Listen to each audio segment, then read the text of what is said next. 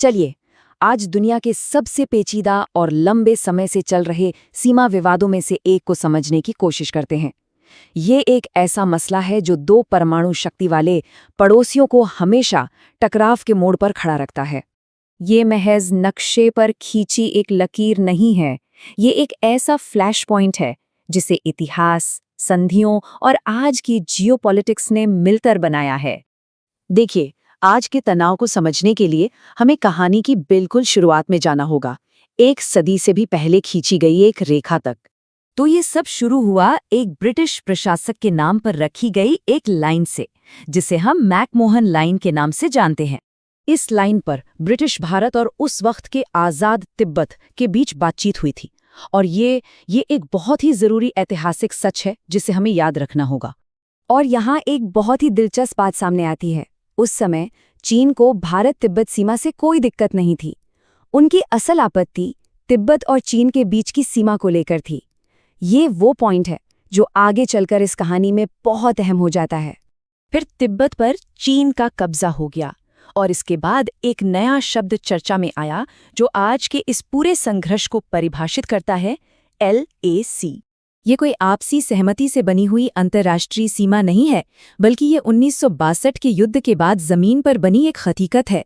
जरा इस टाइमलाइन को देखिए।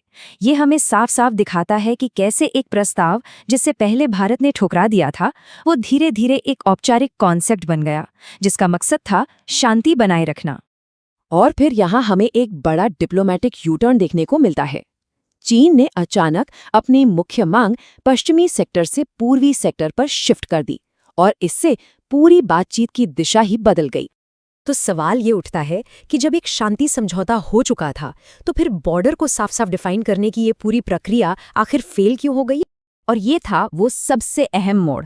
जैसा कि हम तीसरे पॉइंट में देख सकते हैं, जब चीन ने पश्चिमी सेक्टर के नक्शे एक्सचेंज करने से ही मना कर दिया, तो उसने एक तरह से बॉर्डर पर एक जैसी समझ बनाने की सारी कोशिशों पर ही पानी फेर दिया। बस यहीं पर पूरी प्रक्रिया असल में ठप हो गई। यही अस्पष्टता, यही अनिश्चितता अब चीन के लिए एक ज्यादा आक्रामक रणनीति का हथियार बन चुकी है।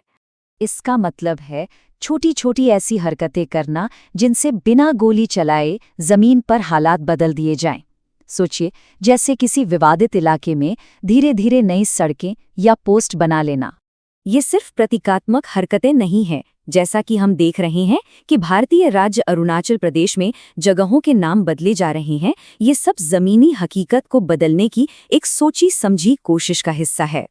और ये जो कठोर रवैया है, ये बॉर्डर को लेकर चीन की बदलती हुई रणनीतिक सोच का एक बहुत बड़ा संकेत देता है। तो इस नई और बदली हुई हकीकत के सामने अब आगे का रास्ता क्या है? एक्सपर्ट्स का मानना है कि चीन को अब सीमा विवाद सुलझाने की कोई जल्दी नहीं है। उसे लगता है कि समय उसके साथ है और दबाव बनाए रखना ही उसके लिए फायदेमंद है।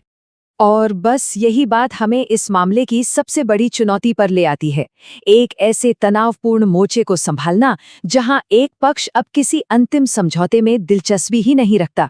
इससे स्थायी समाधान लगभग नामुमकिन सा हो जाता है। ये सवाल न सिर्फ भारत और चीन के लिए, बल्कि इस पूरे क्षेत्र के लिए सबसे बड़े रणनीतिक सवालों में से एक बना हुआ है।